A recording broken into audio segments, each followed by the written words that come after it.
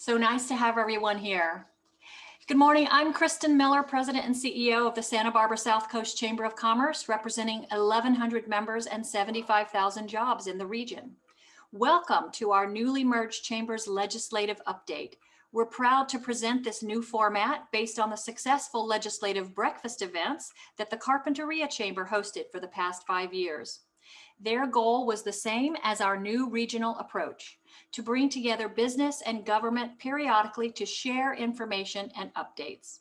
We appreciate our local elected officials for their dedication and hard work for our communities and for being with us today via Zoom to share much needed information about their jurisdictions as it may relate to the business community.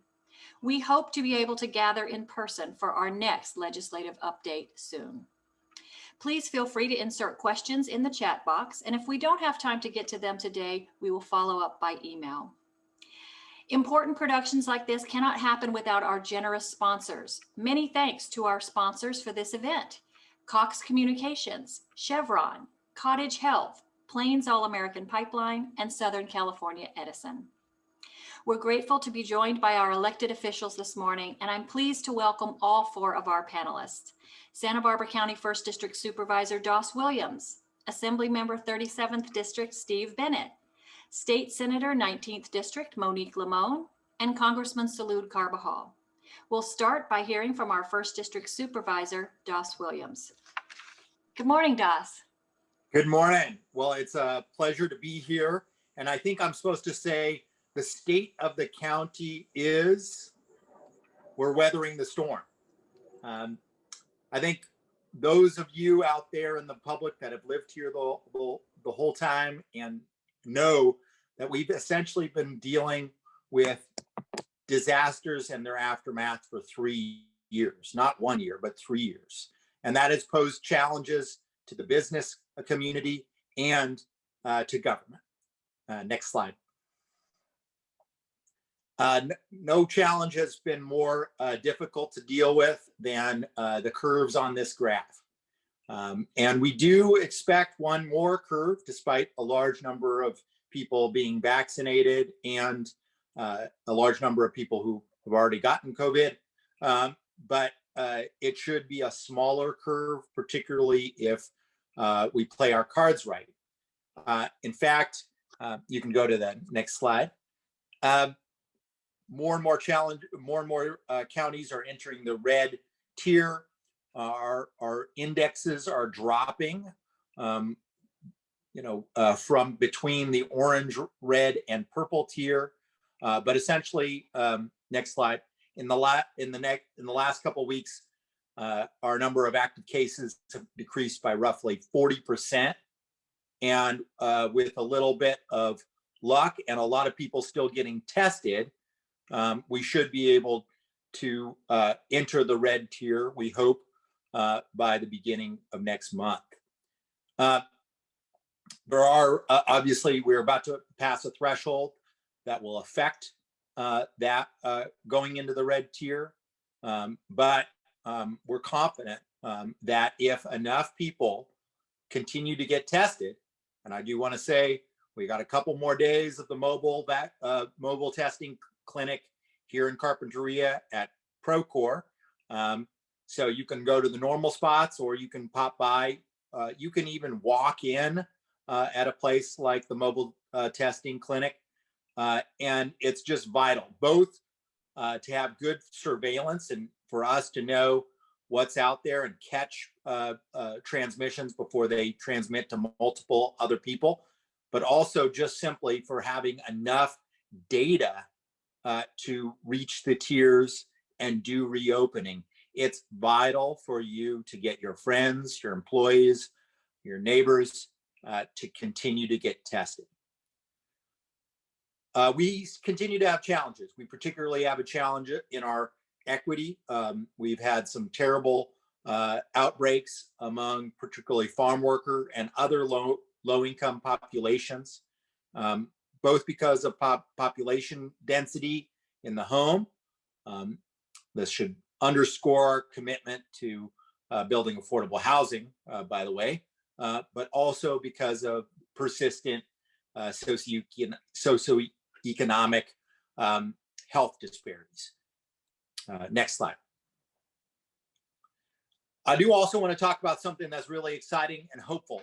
Well, let me before I go there, let me just close out on vaccinations.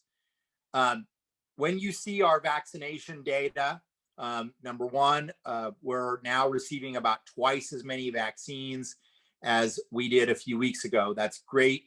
At this rate, though, it will still take us 70 weeks to vaccinate everyone in our county, assuming everyone would be willing to get vaccinated. So we're still hoping for increase in supplies, and we also want to eventually be able to quantify how much have been vaccinated for a federal level. So when you hear stats about how many people have been vaccinated by the county and our partners, it's only a portion of the number, since there is a direct federal allocation to pharmacies and through them to nursing homes and to federal clinics. So that's a substantial number.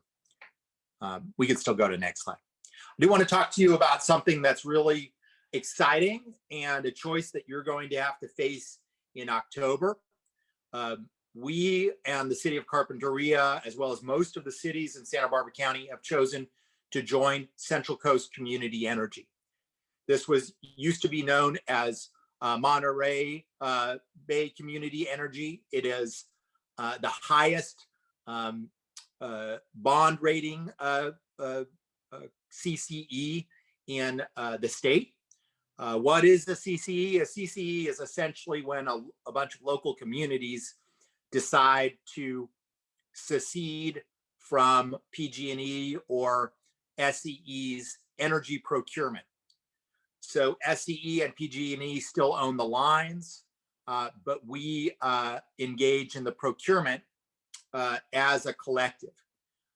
So there are now members from 5 different counties on CCE, on 3CE, and the North County is already now part of 3CE.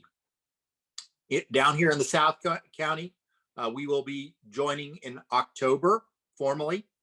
We are already part of their governance structures. So the cities that you see here and I are already voting members. And I'm the one person from the county on the executive board, of which I am now vice chair. So they've really done a job to integrate us very quickly, both in its governance and in the grid. There's a lot of advantages to 3CE. One is the competitive rates. The other is local control over the procurement of wind, solar, geothermal, and other energy sources.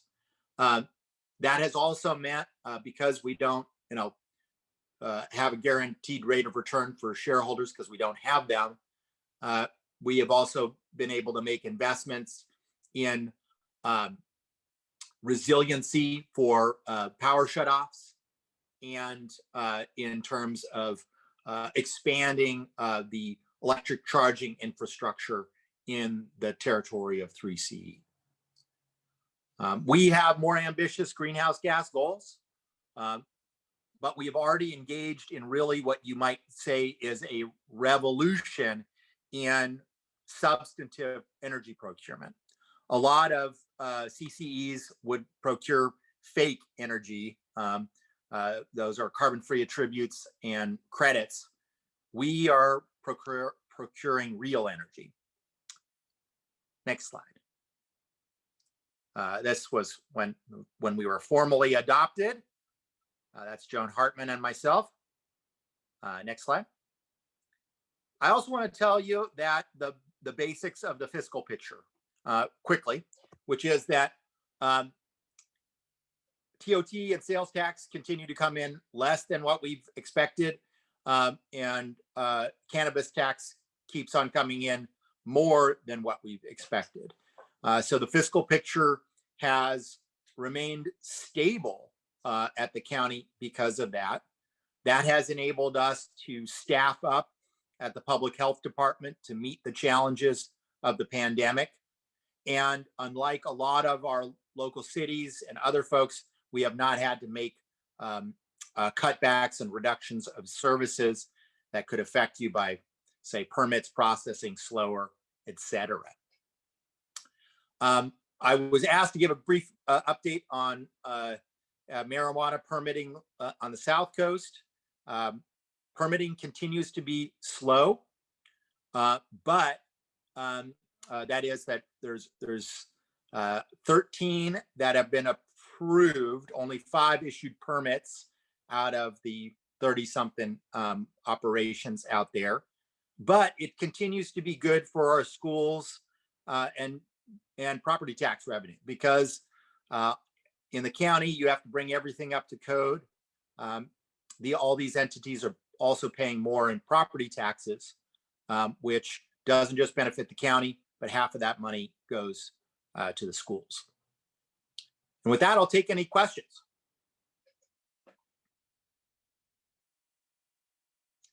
Well, I'll stick around and just say that we especially appreciate the efforts of Salud and the president in passing a relief package that will provide aid to localities. So there's a lot of exciting news that I won't take away from there, but we are excited to be a partner in helping business and society recover from 3 years of disasters. Thank you so much, Supervisor Williams. That was a great and concise summary and exactly what we asked. Thank you so much for being with us and for giving us all that information. I know there's a lot going on, and we are happy to hear more from you in the future. With that, I'd like to say good morning and welcome to Assemblymember Steve Bennett. Good morning. Good morning. Hey, thank you for this opportunity provided by the chamber to join with my other elected officials that are my colleagues. Since this is my first opportunity to address the chamber, I thought I would use my time to try to give some background on the issues that I think might be most relevant to chamber members. I was a high school teacher for 20 years. I was a high school economics teacher. So I was an economics teacher. I was an economics major, and then I taught high school economics for 20 years before I was on the Board of Supervisors. When I was elected to the Board of Supervisors, Ventura County was having some very difficult was in a very difficult financial situation. Times were very prosperous. It was 2000. It was before the dot-com bust. Most counties were growing their surpluses very well. Ventura County was not. They had 5 bond rating downgrades, and they had adopted a lot of very illogical fiscal policies, using one-time money for ongoing expenses, using pension obligation bonds to try to cover their pension obligations. I ran on a platform of trying to bring that fiscal stability to Ventura County. And I'm happy to say that we now have changed all of those policies. We've gotten back all of those bond downgrades. We now have the highest bond rating that you can get in the country. We went from 0 reserves when I was elected to 13% of our budget in reserves. We don't use one-time money for ongoing expenses, and we have one of the best funded pension systems in the state of California. So fiscal responsibility is important to me. I think that you can't do the important things that you want to do if you do them fiscally irresponsibly. So one of the things I'd like to share with the chamber is my goals as I move into the legislature is to try to bring those same fiscal principles with me to the state legislature. I realize it is a bigger challenge to do at the state level. And I'm spending this first year trying to learn all the ropes, where the minefields are, et cetera, because I would like to have, in the long run, one of my goals being having the California budget be more stable and less cyclical as we move forward. So that's one big principle. Along the lines of what Das Williams was talking about in terms of the CEC, another goal of mine is to try to get our electrical grid to be more resilient. so that we don't have these brownouts that we had last August. I think really frustrated many of us as we were looking at the situation and trying to understand why that happened. And so I think having a more resilient system in the long run, we need microgrids as well as long distance transmission to be able to have the resiliency in our electricity system, just like Santa Barbara has achieved a great deal of resiliency in your water supply delivery system with the hookup to state water, as well as desalination, and as well as some local sources. We need to have the same kind of resiliency in the electricity supply. I am the co-author of what I am excited about, which is a major effort to expand wind generation off the central coast of California. And so I'm co-authoring with David Chu a requirement that we, within the next couple of years, complete an exhaustive study and identify exactly where and how we should lay the transmission lines with offshore wind generation. And much of this will be offshore, quite a bit offshore, and not have a visual impact off the coast of Santa Barbara. But an absolutely essential backup to solar energy, which we can produce fairly easily in Southern California. But we need that backup because when the sun goes down, that's actually when you have some very steady offshore winds generally out in the channel. So those are the things that I think have the biggest impact on business. I've introduced a number of bills that one of them that I would like to highlight for you, and that is Beach Erosion and Control Authority. That's called Beacon. That's a joint powers agreement between Santa Barbara County and Ventura County and the 6 coastal cities: Goleta, Santa Barbara, Carpinteria, Ventura, Oxnard, and Port Hueneme. And those 6 cities and the 2 counties have been working together through a joint powers authority, but it's never been recognized by the state of California. And as money is starting to flow, I think more readily from the federal government, and particularly for climate change adaptations, sea level rise adaptations, Beacon is a very appropriate regional agency to apply for and obtain those grants that could help both counties. And almost all of the granting agencies prefer to fund to a regional agency rather than to a local individual city or individual county. And so I am taking the steps to get Beacon recognized by the state as a legitimate agency to receive those grants. There will be a variety of sources out there for potential funding. So those are the things I think most directly affect the business community, outside of all of the things that have been very highly publicized that we're trying to do to improve the recovery from COVID. The California legislature, we recently passed a $2 billion funding for small businesses in terms of loans. And we're really trying to get businesses back on their feet, and we will, I think, learn a lot about how severe the impact of COVID has been when we get these vaccinations in and we see what businesses are still have enough resiliency to come back and which ones we've lost, and what do we have to do to retrain people and re-help businesses get themselves started. So with that, I appreciate this opportunity. I think I hit my 7 minutes almost exactly there for you. Thank you. You did perfectly. Thank you so much. Welcome to our first regional chamber update. We're so glad to have you. Thank you. And we're so glad also to have our State Senator Monique Limón. Good morning. Good morning, Kristen. Good morning, everyone. Thanks so much for having me. And it's great to have Steve Bennett as a partner in the legislature.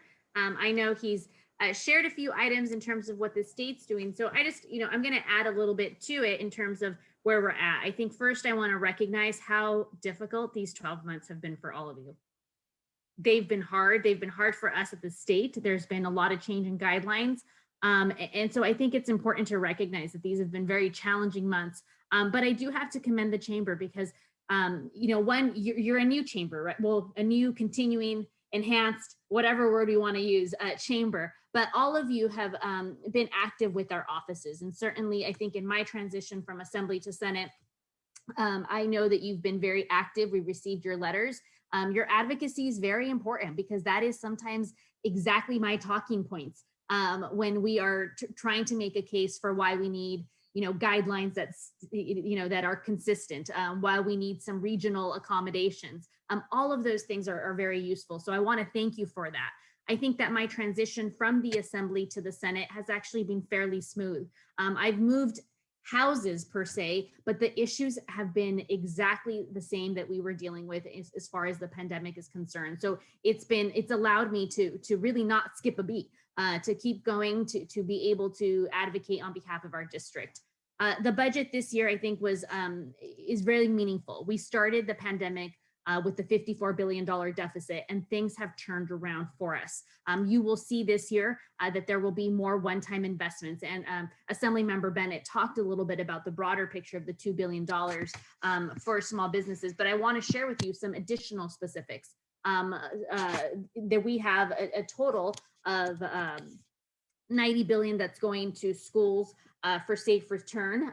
That is a big deal. When we had these hearings over the last 12 months, we heard from economic experts, from many leaders in the business space in the state of California, and in every single hearing we had, they were very clear that two items were needed in order to fully reopen the economy. One is schools reopening, and two, childcare. That we could not rely on a California workforce without these two elements being part of how we rebuild and how we reopen the economy. So we've heard that loud and well, and certainly our educators in the state have been advocates for that. The California budget also includes $372 million to speed up the vaccines. We've heard from a lot of you. We get it that so many of you have wanted to be part of the list, to be able to get those vaccines. And so we certainly are doing our piece in the state to be able to move that forward. And I'm confident that Congressmember Carbajal will also talk about the federal piece that's going to be helping the states on this front.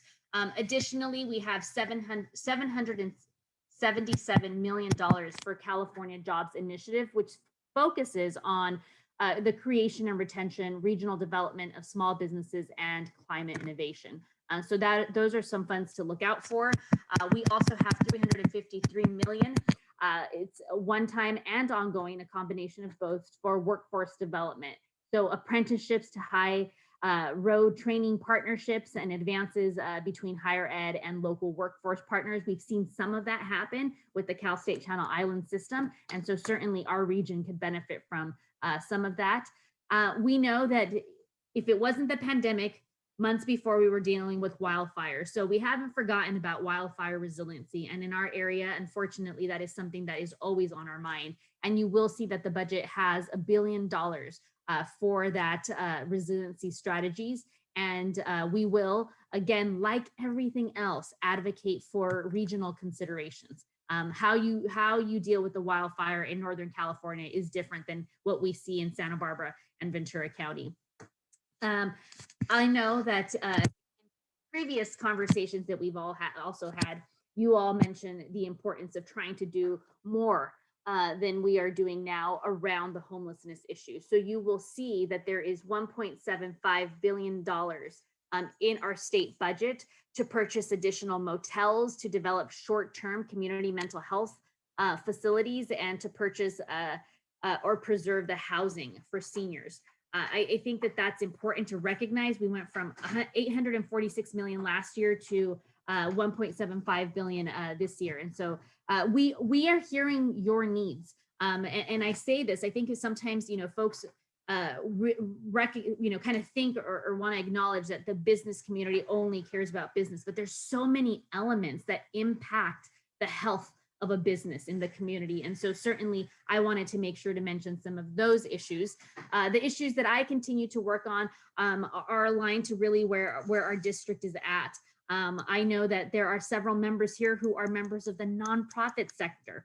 And that is so important because the nonprofit sector is the 4th largest employer in the state of California. And so we are trying to do, as we have for small businesses, create liaisons for nonprofits and some of our state agencies, because we know that those contracts could sometimes raise a few questions or sorts.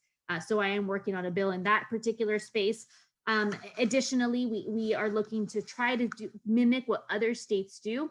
And I'm carrying a bill that was actually brought to me by one of your members a couple years back. And it's a bill that would ensure that if we are investing in individuals who have the ability to apply for state help, like the CalWorks program or such, that we are also giving business credit in terms of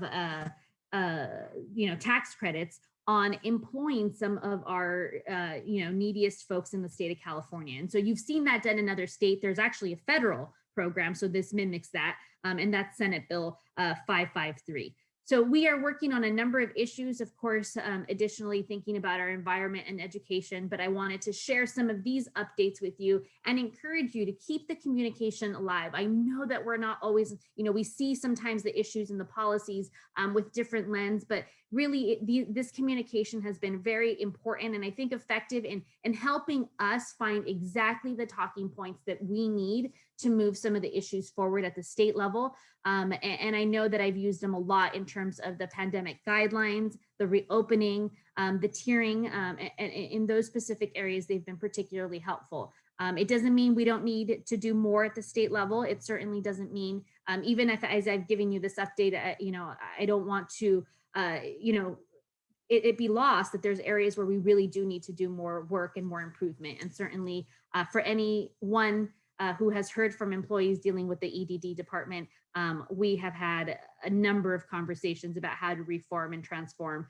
the EDD department, which has been an incredible challenge for us in the state.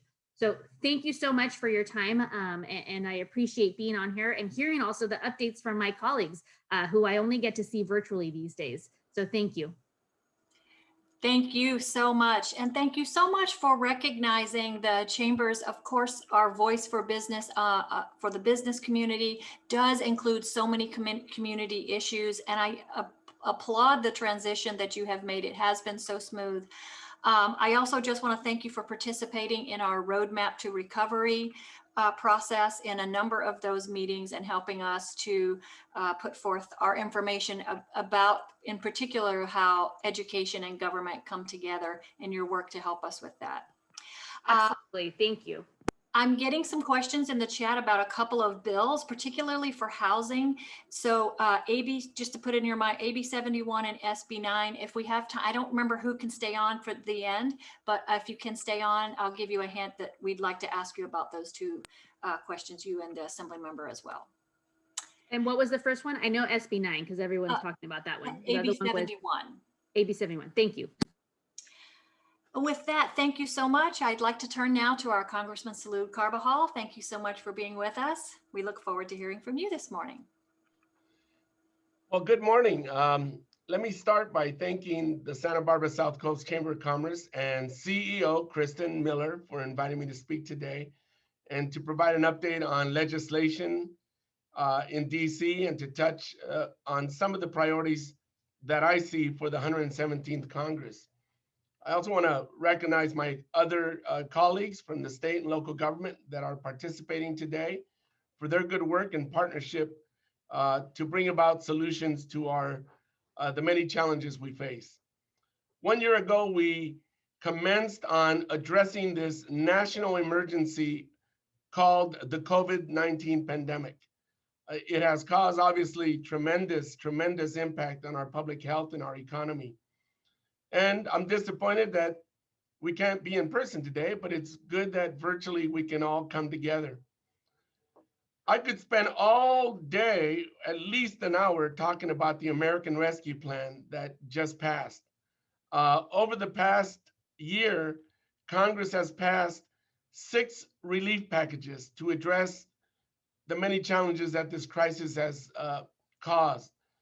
These bills put money directly in the coffers of American peoples, stood up successful programs like the Paycheck Protection Program to support struggling businesses, and yes, unemployment benefits for our workers. The latest, the American Rescue Plan, which has now been signed into law, builds on those successes and goes even further to provide resources necessary to overcome this pandemic and emerge with a strong economy.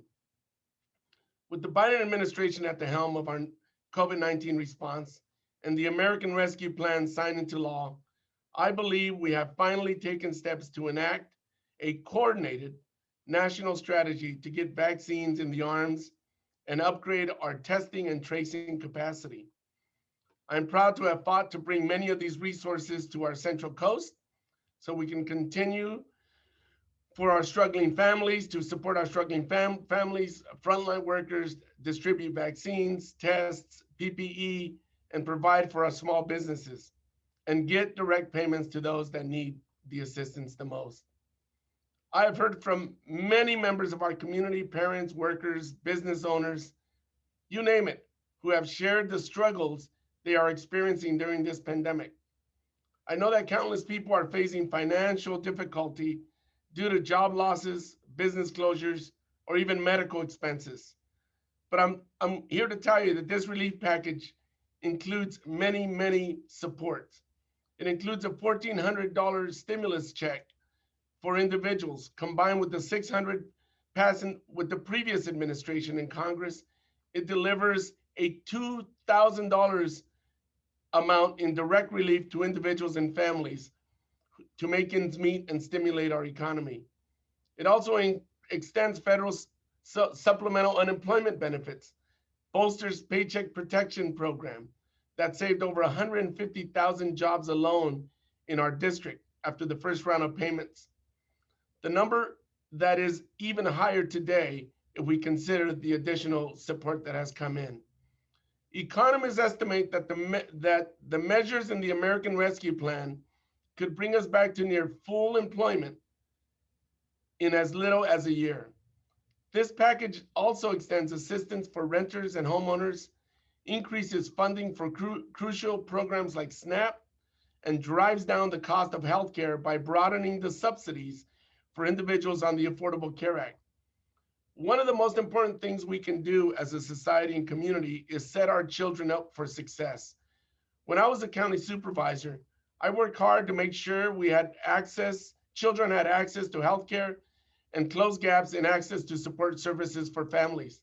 I'm pleased to report that the American Rescue Plan will make a huge dent in child poverty, cutting the number of impoverished children in half, from 14% to 6%, by increasing the child tax credit by $1,000 and making it fully reimbursable for 2021.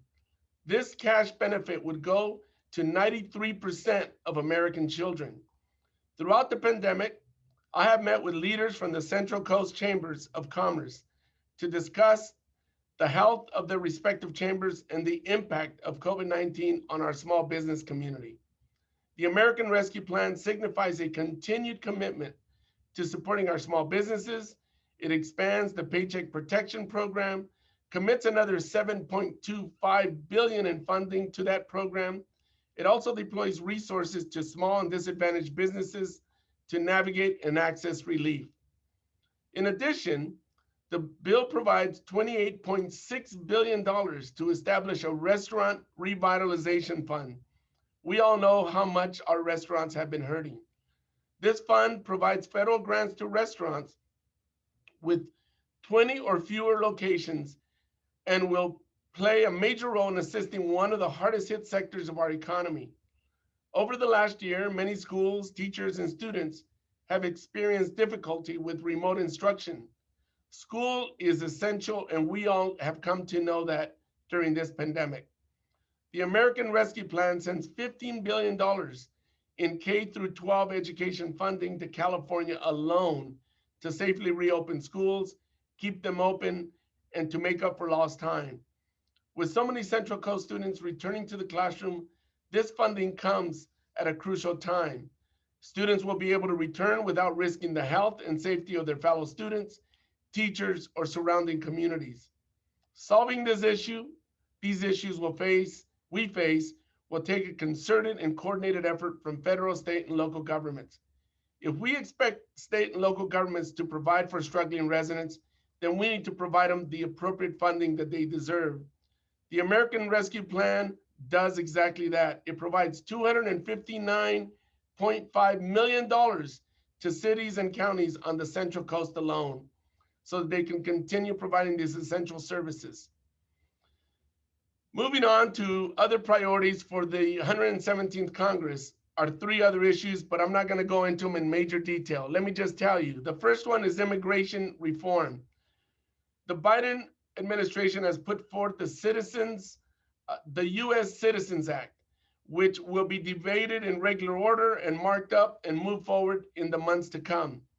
But two bills that will be moving forward next week are the Dream and Promise Act to assist and provide that legalization path to dreamers, and the Farm Workforce Modernization Act that does two things: provides a legalization path for our farm workers and their families, modernizes the H-2A program into a modern day guest worker program to ensure that we have a labor sustained supply for our farmers who are in desperate need of that.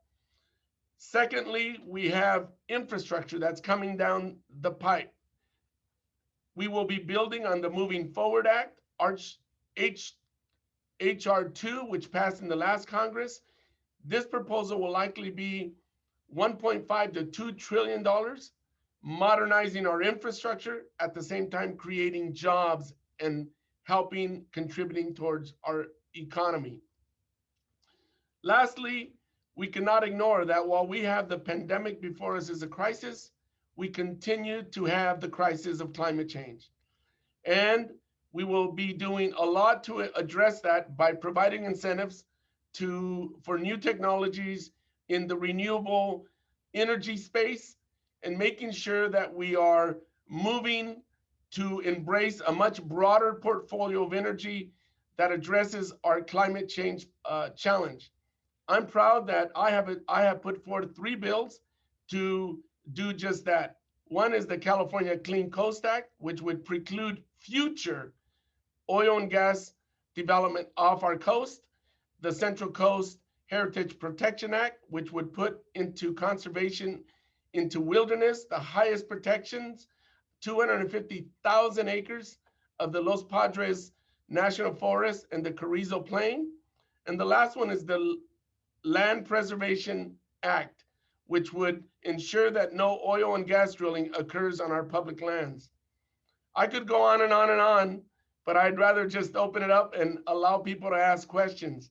But I so much appreciate the Chamber's role in working with me, partnering to make sure that I understood and continue to understand the needs of small businesses, so that legislation that comes from Washington, like the American Rescue Plan, includes priorities that will help our local businesses and our communities come back stronger in the future. Thank you very much. I'll turn it back to you, Kristen. Thank you so much for the work that you're doing and for being so accessible and available to us in the work that we have been doing. Again, like the state senator, thank you for participating in our roadmap to recovery work that did call for further federal relief, which we have received, and we can't thank you enough for the foresight on that. Please know as well that future efforts on immigration and infrastructure are both high on our policy list as well, and we are happy to stay in close contact about policies on that. Thank you all so much. I think with that, may I come back to, I believe we had our assembly member had to go on to another Zoom, but I see Monique Limón, you're still here. May I ask you to speak about, there are a lot of housing bills going forward in the state right now, and the two that have been mentioned in the question and answer box are AB 71 and SB 9. Would you like to speak to either one of those? Sure. So I'll start with AB 71. So what AB 71 is, it's an increase in taxes in order to create a streamlined funding source for homelessness. So it's the Bring California Home Act. It would raise taxes on businesses with annual profits of more than $5 million. And so that is AB 71, and it is a 2/3 vote. So it's starting in the Assembly. Likely, I in the Senate will not see that until about July or probably August, but I don't know. I mean, 2/3 votes, folks, are very hard. I know that, people kind of feel like, oh, California is so blue. Each house does actually have 2/3 Democrats, but I have learned that that doesn't really mean much when it comes to taxes, because it's extremely difficult to pass a tax. Extremely. I know that the stereotype is something else, but it is very difficult. So I say, watch the bill, see what happens. It seems like a big lift to get out of the Assembly and into the Senate. Not impossible, but that is what Assembly Bill 71 is. And SB 9 is a bill that a lot of you heard about. It was SB 1120 last year. It was a bill that would allow for parcels to be subdivided for housing purposes. And so this caused a whole lot of conversation. It is now SB 9 last year. I will tell you that it did not get out of the legislature on a technicality. It had the votes in both the Senate and the Assembly. I expect that SB 9 will get out of the legislature. I do think that our governor is very inclined to support it. I know that local municipalities have a lot of concerns about it. I've certainly heard one of the concerns that I raised, and that still has not been addressed in the bill, is that it did not exclude high fire zones. And so that is a concern, I think, for our region, to be able to take, a residential parcel tax and subdivide it in areas where we are already seeing building challenges and also, evacuation challenges. So like I said, I think that it's important to recognize that that bill is very likely to get out, but it does raise some concerns that I don't think have been answered for our region. Great, thank you so much for a very detailed update. The next question I have is for, this may be a state and county, but I'll direct it to Supervisor Doss Williams about the red tier. Many of us are on the edge of our seats, thinking that any day now we will be there. And we at the Chamber, of course, have been following closely how those guidelines may be, have been in the past, sometimes adjusted to meet our current situation on the ground. And is that happening right now with the red tier or not? And can you speak to how that's related to vaccines? Just that. Sure. I'll tell you that number one, I hate making predictions, even when I have predictions, because it does depend a little bit on enough people getting tested to have an adequate count of the metrics, right?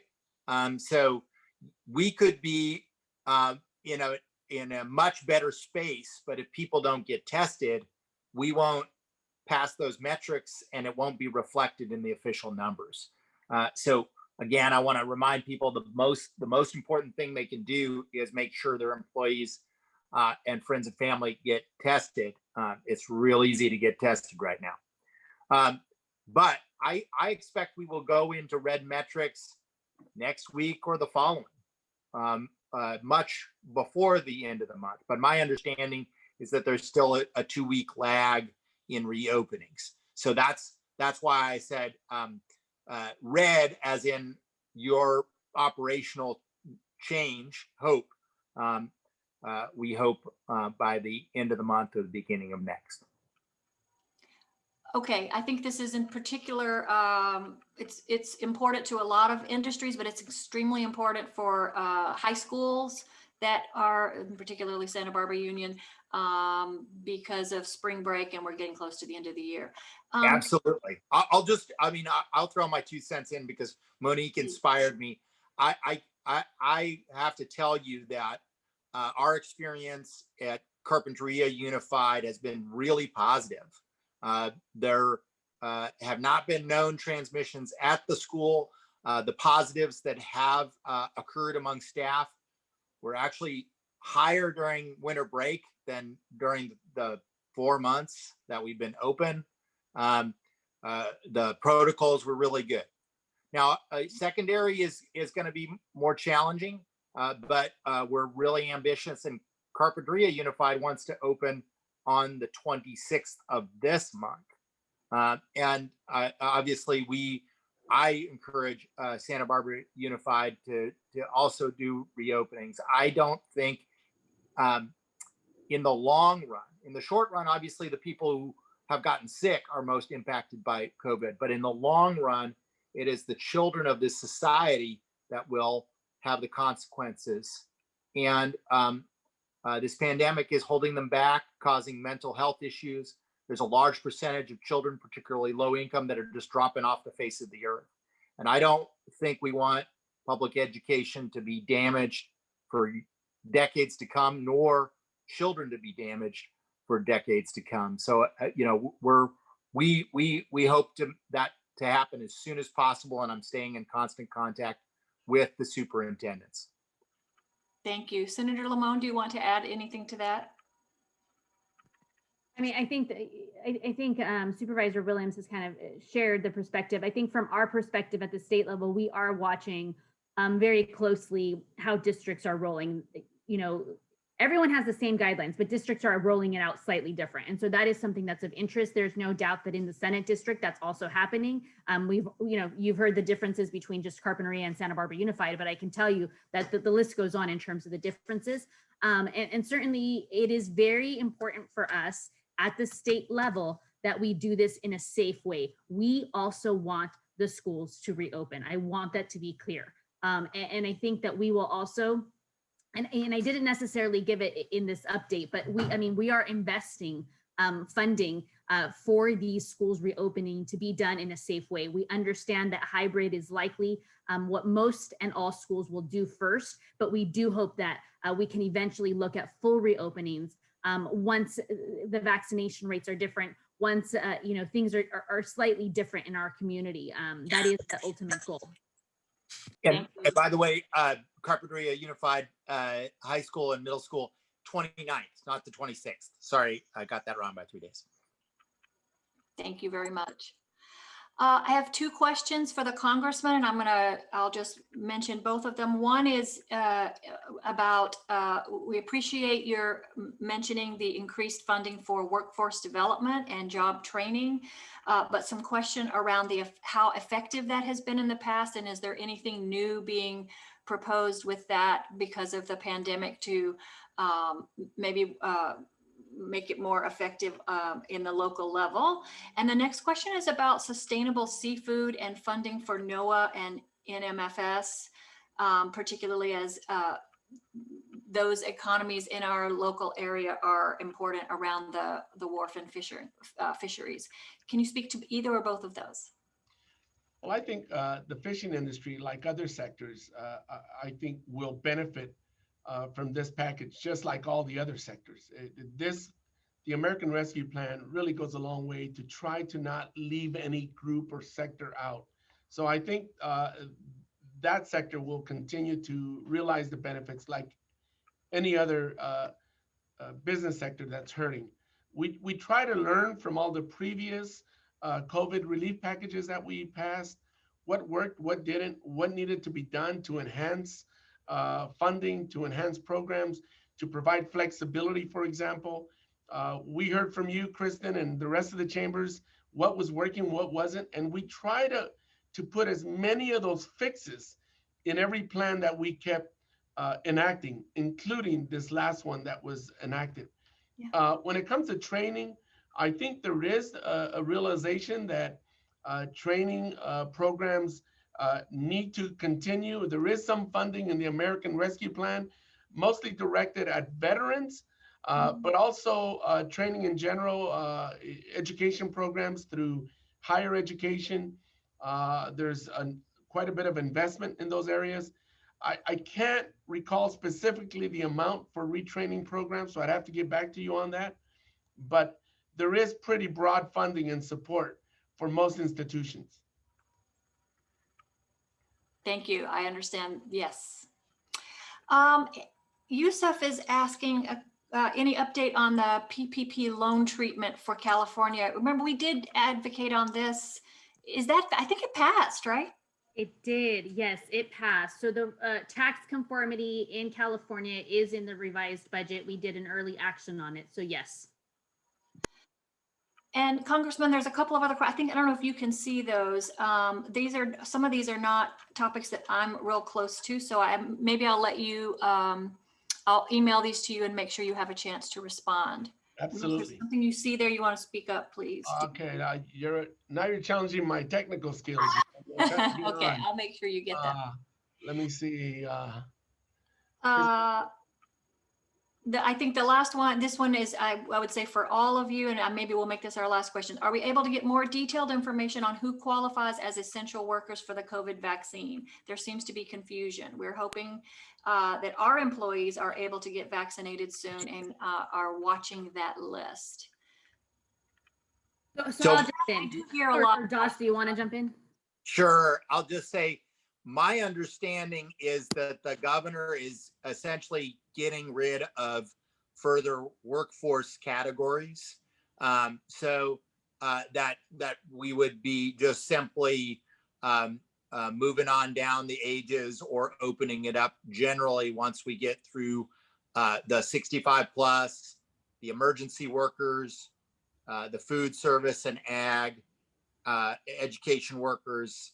Now, food service is a very big category along with ag. There's a lot of people. It's been an area of great outbreaks, and it's a pretty important area for us to avoid a much bigger surge. So I do think the county is wanting to concentrate on that. But you know, food service, somewhat to my chagrin, does include a lot of things. It also includes, bars, breweries. It includes a lot of face-to-face contact in the food area. So if your workers need it that are in those areas, you should get it. If they don't need it, please wait a week or 2 or 3, because there are some people who need it more. I appreciate that. I think I hope we've passed this information along, but the 2 industries we hear the most from here at the chamber are sanitation workers. This seems very essential, and IT workers. So it's not always clear where they are in the list, but if we can just get more vaccine, this will all go much more. I mean, and we are getting more vaccine. Yes, more vaccine. So I have that coming in the chat as well. A question about the looks like 2 million more vaccines about to be available. Congressman? Let me just say that the Biden administration has really stepped up. There's no need to look back and point fingers. I won't do that. But I think the Biden administration has taken the baton, seen where the gaps were, where the shortages were, and has really stepped up. And as you all heard in his speech yesterday to the nation, he is challenging all states to open up and provide vaccines to everyone by May 1st.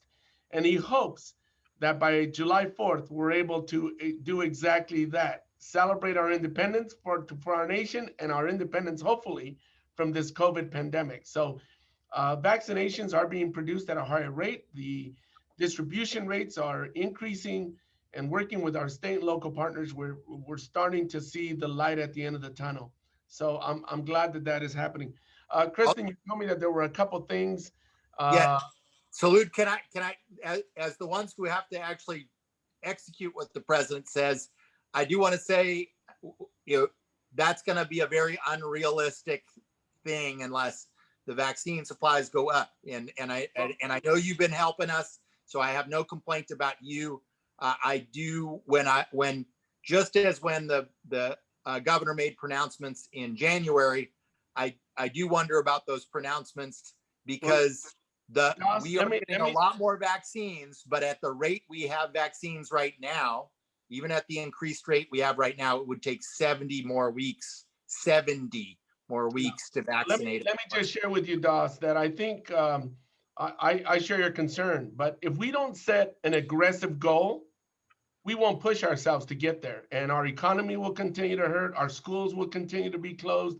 We got to push ourselves so that we can actually get these vaccines out. I think the rate is going to increase, and we just need to push ourselves to do a better job. Well, with the infrastructure we have, we could get out in the same week we get them more than 3 or 4 times what we're getting. So keep it up. Keep on. You've done great, Salud. But we definitely need more to adhere to that very ambitious goal. And I will add that I think that we have seen an increase in vaccine supplies. And so I think it's really important to recognize that what our counties get, in addition to what we're seeing with, the pharmacies, as well as our medical providers, for the hospitals, these are different entities that are receiving vaccines.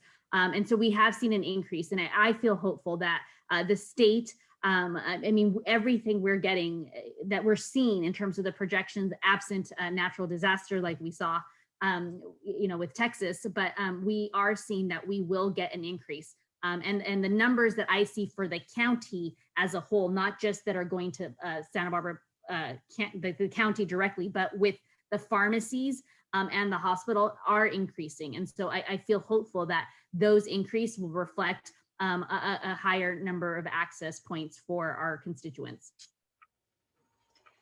Thank you all so much for speaking to the chamber, but we're very proud to be able to have you together here to speak to each other as well.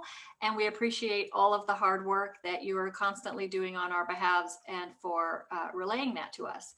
Before I call it here, does anybody have a last comment that you feel you didn't get to say or that you'd like to end us with?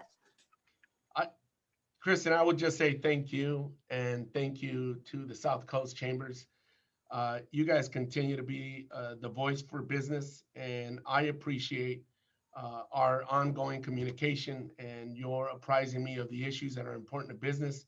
I will also say that protecting our environment, addressing climate change, and working to have a strong economy and supporting businesses are not mutually exclusive. We can do all at the same time. And a reminder that people come to our area because of the beautiful environment, the beautiful natural resources. That's what makes us special. And we got to be able to marry protecting the environment with doing everything possible to create a strong, robust economy and support for our small businesses. We can do both.